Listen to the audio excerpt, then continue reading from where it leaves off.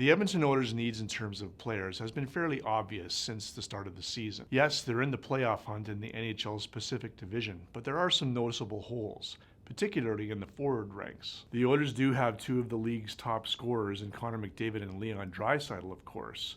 But if they do find themselves in the playoffs this spring for the first time since 2017, they're going to need depth scoring. It looked like they were set at center when they have McDavid, Draisaitl, Nugent Hopkins, and a lot of people thought Jujhar Khaira would be a perfect fourth-line center. He's a big guy that can kill penalties, win faceoffs, but he's been very inconsistent, and he's been moved up and around the lineup. He's been played on the wing, playing at center. He's not really providing what the Oilers were hoping he would provide, especially offensively.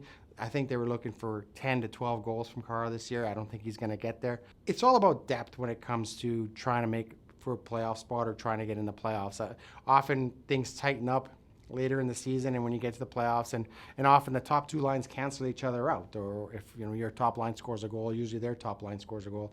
So a lot of the difference is really made from your bottom six, and I think if your bottom six is better than their bottom six, then you really have a chance to win every night, especially if the top two lines are canceling themselves out. And often talked about since the beginning of the season is depth at center, particularly on the third line. Now, McDavid, Draisaitl, and Ryan Nugent-Hopkins are three top NHL pivots, but Nugent-Hopkins is way more useful on the top two lines, not logging fewer minutes and more of a checking role on the third line. As much as the likes of Gaetan Haas is showing some promise, they could really use a proven commodity in the third line center role. They need a third line center because the best teams have third line centers too that can, give some offensive juice to the team. If it's all two lines and you have nobody on the third line except checkers, it becomes a little more troublesome for the Oilers and easier for the opposing team to check. I can't fathom how Ken Holland would not try to help his team out if they're right in the thick of things. He's not going to sit back and say, okay, I'm not a seller and I'm not a buyer. I'm just going to sit on my rear end and do nothing. The trick for Ken Holland, of course, is finding the player, then evaluating the cost. It goes without saying that a general manager needs to be careful when shopping for a proven player. It's asset management for the Oilers because they don't have a lot of cap room.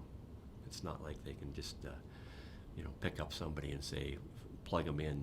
Because even next year, they don't have a lot of cap room if they've got to sign Darnell Nurse and Ethan Bear and Zach Cassian. There's not a lot of cap money there. It'll be interesting to see what the Oilers go out and look for. They don't want to pay a heavy price for a rental, and I think it's interesting right now because there's so many teams clumped in there, and there's so many teams that believe they can still make a playoff run, and so there's not a lot of separation yet with some of the sellers and buyers, and I think you have to wait maybe a little longer before there is some separation where you can try and go get a guy, whether it's for a year or two. And I think the other thing too is sometimes you have to convince GMs to pay some of the salary and take some money off your hands, and especially with the Oilers, the way they are right now in the salary cap, they don't have a lot of room to spend. And what goes the other way? The Oilers do have a stable of young prospects and draft picks available for trade. What would the Oilers give up? I think a second-round draft choice. They're not giving up a first round, and a prospect. And that prospect would probably be a defenseman because they get lots of defensemen in the organization. And Puljujarvi is certainly in play for a third-line center.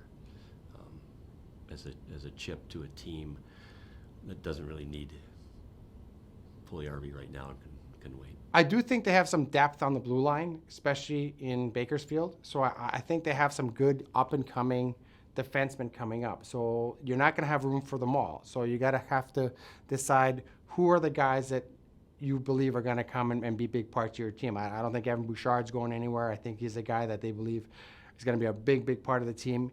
You look at guys like Caleb Jones, and you look at some of the other guys that they have up here. Whether or not those guys are offered up or teams are interested in some of those young defensemen, that'll be interesting to see. But they have that, and they have some draft picks.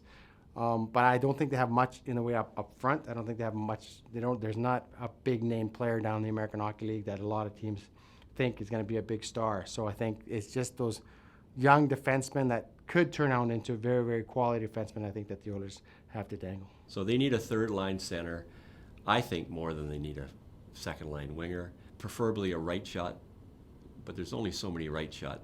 I mean, Pajot in Ottawa is the number one target, but lots of teams are looking at him. He's an unrestricted free agent.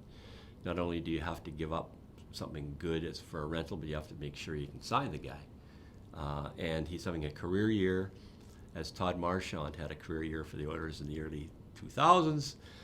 60 points, signed in Columbus for $19 million, 6-year contract, and never lived up to that again, and just went back to being a 35-point player. So you got to be careful if you're going to trade for a player like Pajot, what you give up and how much he's going to cost you if you want to move on.